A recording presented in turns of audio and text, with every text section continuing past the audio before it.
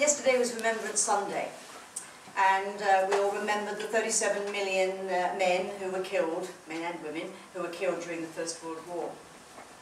But there was one fantastic thing that came actually out of the First World War, and that is one man in England began to recognise that you actually could heal from trauma.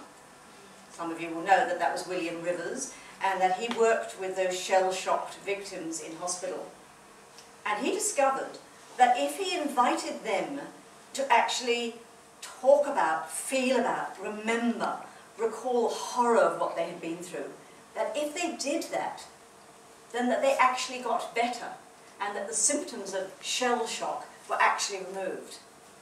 The actual sad fact was that in the end he was in a horrible dilemma, because he realised that as he was healing these men, they were actually being sent back to the front. But he was the first person in England to really start saying, no, you can't just say, stiff up the lip and get on with it. No, you actually have to heal from trauma. After the Vietnam War was the next time when trauma began to be really recognised as something that needed to be healed from, rather than something you just suffered from and got over. Many of you here will know that Bessel van der Kolk and others were given funds by the government when there were, as you know, over 3 million American soldiers who came back.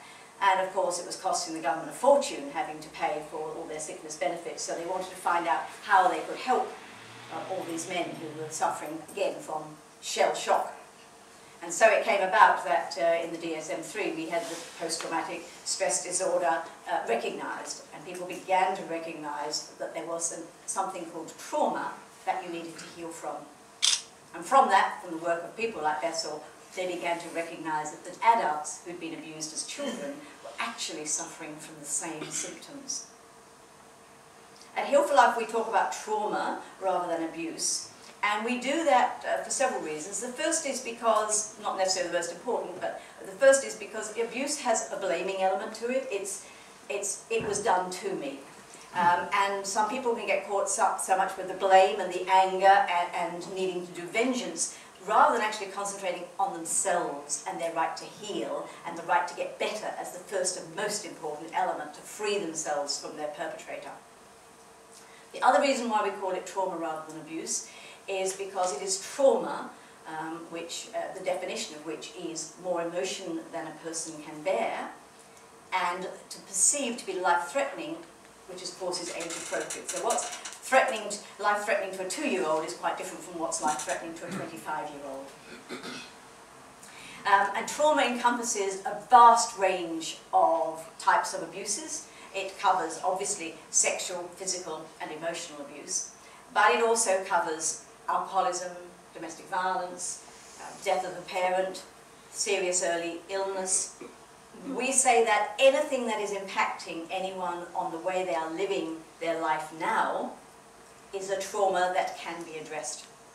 And we don't judge people by how bad their trauma is versus somebody else's trauma, because there are so many factors that impact on the way the trauma affects us. It starts from our very earliest attachment to our mother right the way through, so there are many factors that combine. So we never judge how bad somebody's abuse is versus somebody else's abuse.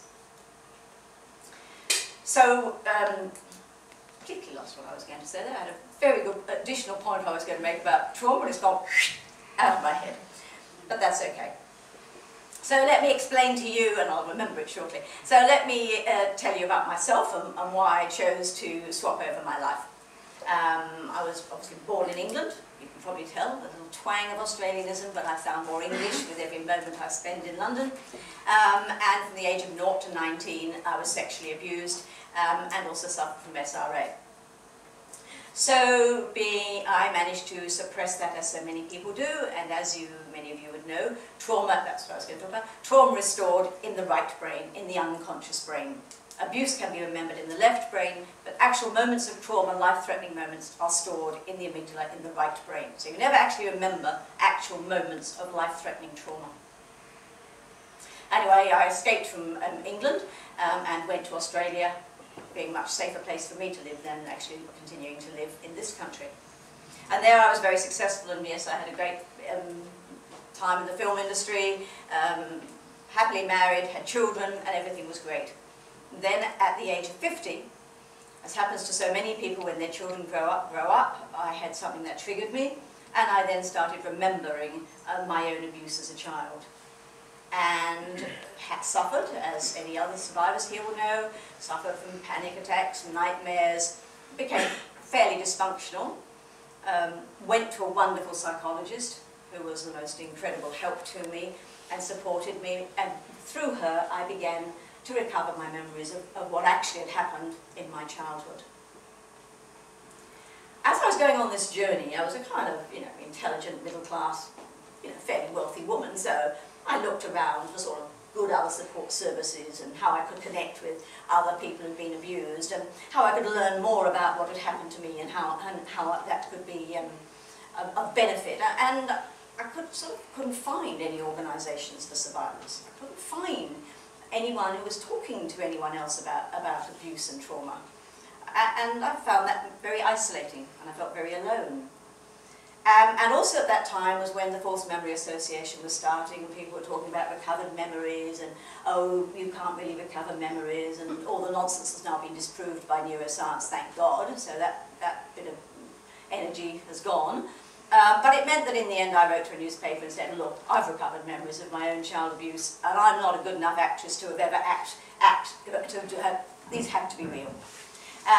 In consequence, because I had fairly big profile in Australia, there were various articles written about me because I was the first person who stood up and said, yes, I was sexually abused as a child, and no, it doesn't define me, but yes, it's terrible, and there should be some help for people who've been abused like myself.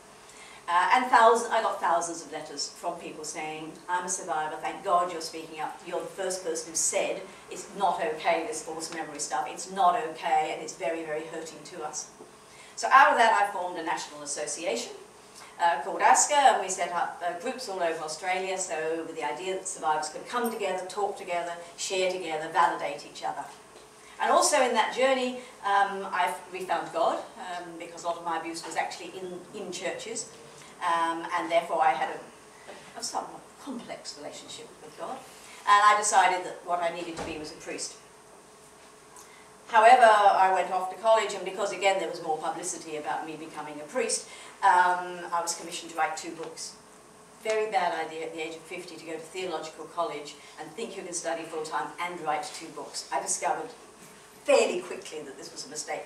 However, what I did also find was that in getting contributions to the books, I was still being inundated with phone calls from hurting people. And they were saying, I'm suicidal, I'm hurting, Liz, I'm going to the groups, I've talked about my abuse, but I'm not getting any better, and there's got to be something more. And I realized that what I needed to do was to provide what I, in fact, myself needed, which was a safe place. A place where other survivors could come, where they could cry if they wanted to, and they could laugh if they wanted to, they could scream if they wanted to, but they wouldn't be hampered by having families around them, they wouldn't be hampered by having to go back to work, and it wouldn't be 1 hour with a therapist. They could stay there for as long as they needed to heal from the pain inside them.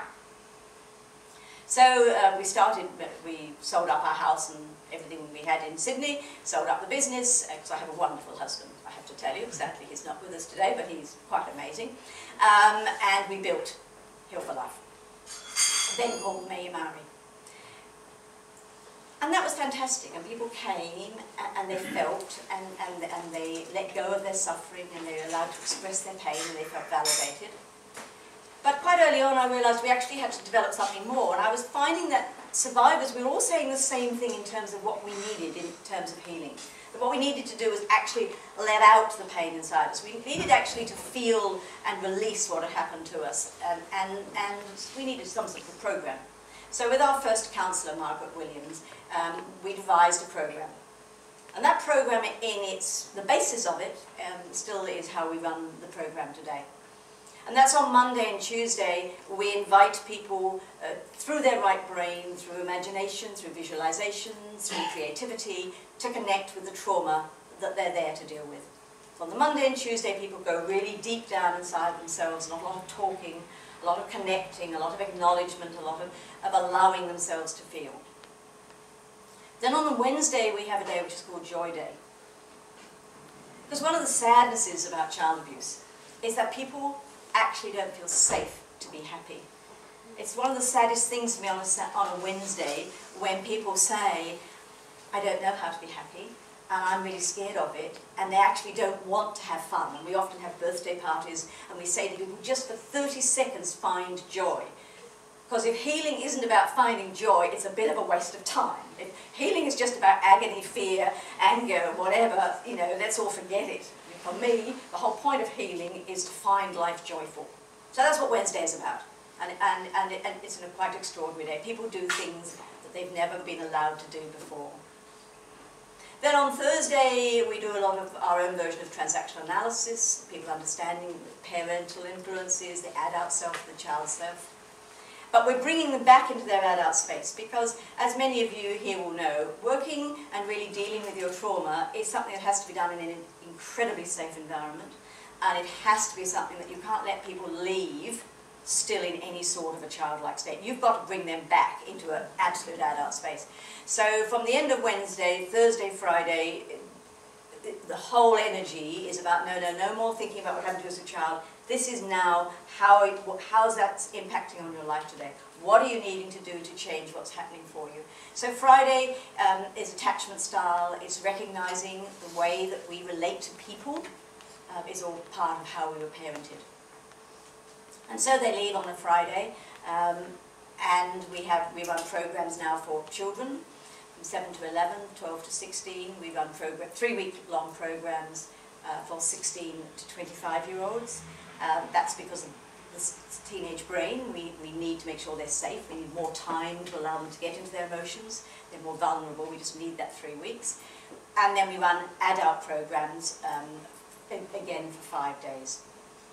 And you might well say, what can you actually achieve in 5 days? Well, we achieve an enormous amount because it's a concentrated period where people are there just concentrating on their healing. 4 years after, our program is the most heavily researched community mental health program in Australia.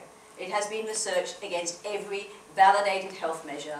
I don't think you have the same measures in England, but we've done it against the K10, the SF36, we've done the drug and alcohol audit, all done by independent researchers, checking out how much success we have.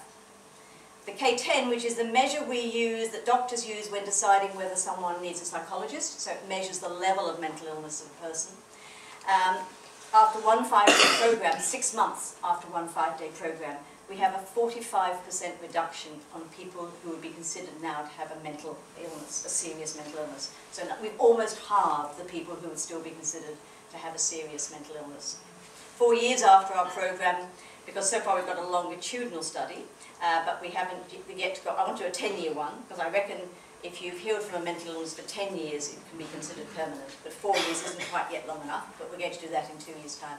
But 4 years after, the great thing about our program is it's not one of those things where you feel good for a week after, and then you slowly go back downhill again. Our graphs show the opposite. We have a highly statistical, a statistically significant reduction in depression immediately after the healing week, but it goes on reducing. So 4 years later, we have a highly statistically significant reduction in depression. So what we do is we start people on a journey of healing. We start them so that they know that they can heal and they have hope, and then it's up to them to go back to their therapists, their counsellors, to their support workers, and continue on that journey of healing. So we're only one part, we're only one bit of the jigsaw puzzle. Obviously, what we do is go into that core bit. We lance the boil, we let the pain out, and then of course they go back to their loving counsellor, supporter, psychologist, or in their children's services that have sent them. So and over the years since we first started the program, obviously I've gone on learning and studying. I've travelled around the world, I've communicated with Bessel van der Kolk is a person that I've worked extensively with, because our model is really quite unique in the world, because one of the elements that it includes is a re-empowerment, going on Peter Levine's work. So what we do is not only just release the fear and the pain, but after people have recalled what happened to them and how much it's hurting, we then always get them, that little child within, to re-empower themselves. It can be through their imagination, but we say there's no point in just reliving trauma and then, oh, how terrible that happened to me. Then we do something to actually feel better, to feel good. So that kid in their imagination may kill their perpetrator if they want to, they can send them off with big policemen, they can send them to heaven, they can do whatever they like, but they take their power back from the abuser. And as many of you would know, that one of the problems about childhood trauma is it is actually the core of virtually every problem people have to deal with in society. And I'm sure all of you here are well aware of that, but in case you aren't, let me just remind you with a few statistics why healing people from trauma, to me, is the most important thing we can all be doing. Australian statistic, but it's a government one with 5,000 participants, 92% of heroin addicts have suffered from trauma. 94% of amphetamine users. So how come we don't tell parents, how come we don't say to parents, if your child is on drugs, and I mean addictively, not just playing with them, then it is likely something has happened in their childhood. Not your fault, but something has happened to mean that they are in so much pain they have to cover it. And you probably know heroin is the best way to relieve the symptoms of PTSD. So it is the best way of feeling better is to have a heroin hit. Other statistics that so that's what I think. Alcohol, 80% is the overall worldwide consideration. 85% of eating disorders. Why do we have eating disorders? We have eating disorders because we're going to have control over something. And at Heal for Life, incidentally, if someone has an eating disorder, we say we're really not interested in that. We're interested in you healing from your trauma. If you choose to eat or not eat, do whatever you like. We prefer if you don't starve to death while you're here, but it's your choice. And by making it their choice, we're immediately empowering them to make the decision that they want to heal, rather than controlled by controlling whether they have one apple or half an apple. So our whole model is about self-empowerment, it's about choice, it's about not giving advice, it's about saying to people, if you want to heal, we'll walk alongside you, but it's your choice if you want to heal. So the other areas in which trauma affects is, of course, mental illness. And I'm passionate about people being given the opportunity to heal from mental illness. I'm passionate that we begin to have a real recovery-oriented approach to it. 80% of people with depression have suffered from some form of child abuse. And I've got the references for all of these for anyone who wants them. So why don't we say to people with depression, has something happened in your childhood? Address that rather than being on medication for the rest of your life. Bipolar disorder, 81 to 86%. Border personality disorder, 92 to 94%. The vast majority of people with mental illness have suffered from childhood trauma. And our research shows us that if people are helped to heal from their childhood trauma, they certainly substantially recover from their mental illness. So why are we all not? Why is so much money spent? And in Australia, we're spending a fortune on long-term beds for mental illness. And I'm saying, couldn't you spend some of that money on healing people from their trauma? Can we bring healing back into the entire approach towards mental illness? Let's stop thinking of it as something that you have for the rest of your life. We have 16-year-olds who come to Eva House, to our program, and they've been told they will never, ever work. They have been told that they will be on medication for the rest of their life, and we have a thing called permanent sickness benefits. So they are put on that at the age of 16 and told you will never ever work. Well, what a life sentence to be given. And we say to them, I was going to use a rude word, but I won't because I'm in England. We say, oh bother, that's not true. And it's quite untrue, and of course you can heal. Of course you can if you want to. Of course you can. The brain is plastic. We know that now. We know the neuroplasticity. We understand about trauma. We know that people can heal. And they do. I'm very proud to say at the moment we have 5 of those young women from Eva House studying psychology at the University of Newcastle. Every single one of them was told, you will never work in your life. Our carers are volunteers. They are volunteers who have done the program, and because they're on permanent sickness benefits, we say to them, look, if they have the right sort of nature and we feel it's going to work, we say to them, look, why don't you come back and train and become a carer? And while you're training to be a carer, we will train you, we will educate you. We will show you that you do have a brain. We will show you that you can learn. We will show you that you can be of value to society. So they come to us for a year, and every 6 weeks they do a module, they do assignments, and some people who've never read a book are reading by the end. People who thought they can't write are writing. We teach them in a way that works for survivors of trauma. And so what we're doing with our volunteers who are being carers is we are training mental health workers who can then have a trauma-informed approach to their work, so that slowly we actually do change the entire dynamics and the way that drug addicts are treated, the way the homeless are treated, the way that people who have suicide attempts are treated. We teach them that self-harm is just to release endogenous opioids. I mean, we teach them that gives them a hit. We understand why they cut. It's not to kill themselves. It's not to gain attention. It's because they want the hits that they get from the opioids which are released because they're on a high stress level. And when they understand that, they say, oh, that's why. Oh, now I get it. And then they're able to start changing. Because all of us are survivors. And as we're all survivors and we're all healing, we're living by example. And when you're living by example and walking alongside people, so even, the smallest kids who come, I can say to a 7-year-old, I know, I was incredibly naughty. I was the naughtiest kid in the school. And I know what you do when you're in pain because I did it. But you can see, you might not believe it that I was expelled from school because you wouldn't think that of me, but that's what happened. And they go, she's not a bad oldie after all. But I think what is really important to me is collaboration. I think what's really important I'm really working on this in Australia, and I just so hope that's what's going to happen. And I am so excited that you are all here today, because for me what matters is all of us working together. We are one critical part of the healing journey. We are helping lance that pain, but we have to have, particularly with children, but with adults, we have to have the therapists, the before and after.